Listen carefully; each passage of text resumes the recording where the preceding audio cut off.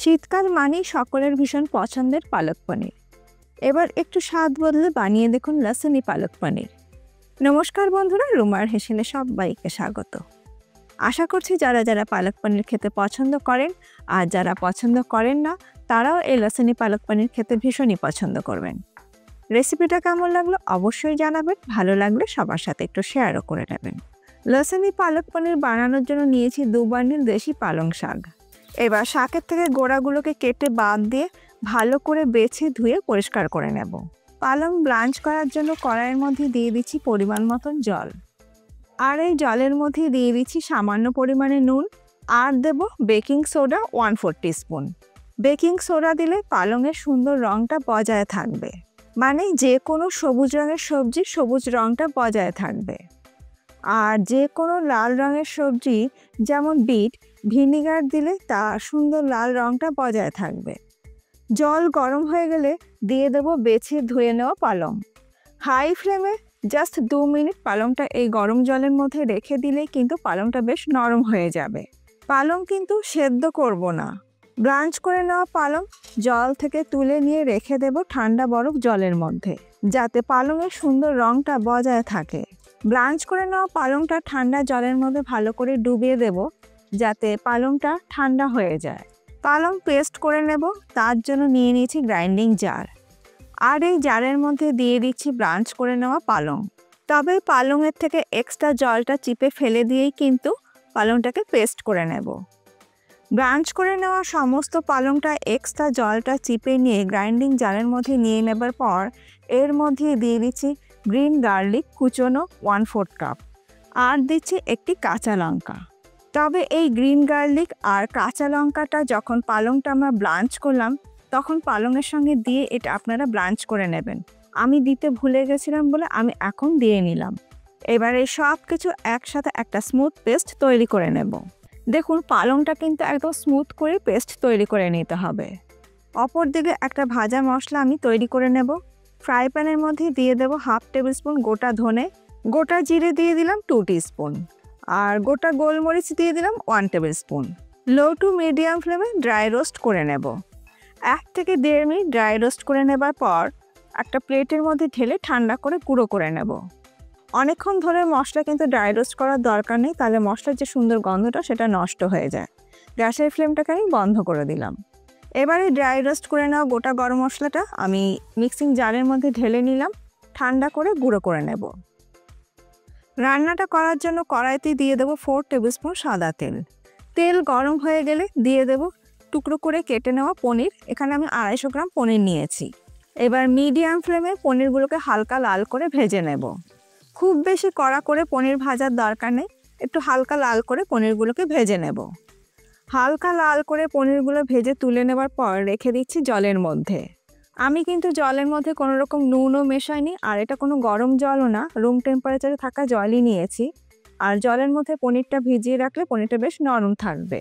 পনির ভাজা ওই তেলের মধ্যে ফোড়নে দিয়ে দেবো 2টো ফাটিয়ে নেওয়া শুকনো লঙ্কা, গোটা জিরে দিয়ে দিচ্ছি 1 টিস্পুন, দিয়ে দিচ্ছি কুচনো রসুন। আমি 5-6 কোয়া রসুনকে কুচিয়ে নিয়েছি, সেটা দিয়ে দিলাম। এবার লো ফ্লেমে সব কিছু একসাথে ভেজে নেব। রসুনের যখন হালকা সোনালি রং আসবে তখন আমি এর মধ্যে দিয়ে দেব পেস্ট করে নেওয়া পালং। এবার সব কিছু ভালো করে মিশিয়ে নেব মিনিট 2 সময় ধরে।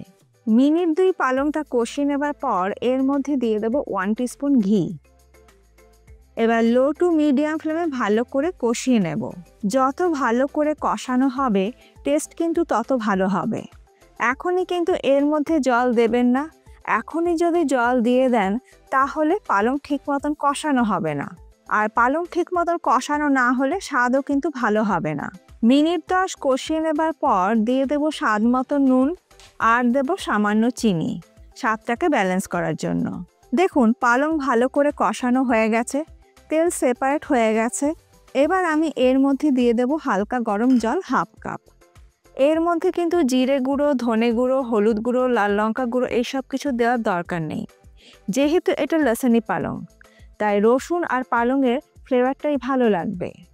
জলটা দিয়ে ভালো করে কষিয়ে নিচ্ছি। কষাতে কষাতেই দিয়ে দিচ্ছি ফ্রেশ ধনেপাতা কুচি, আর ধনেপাতা কুচিটা আমি ডাঁটি সমেতই ব্যবহার করেছি, তাহলেই কিন্তু বেশি ভালো লাগবে। আর এটাকে কিন্তু লো ফ্লেমে আরও কষিয়ে যেতে হবে। দেখুন পালং কিন্তু আমি খুব ভালো করে কষিয়ে নিয়েছি। এবার আমি এর মধ্যে দিয়ে দেব ফাইনালি জল 1/2 কাপ। দেখুন 15 থেকে 20 মিনিট সময় ধরে এটাকে কষানো হয়েছে, তারপরও পালংয়ের সুন্দর রঙটা কিন্তু সুন্দর আছে।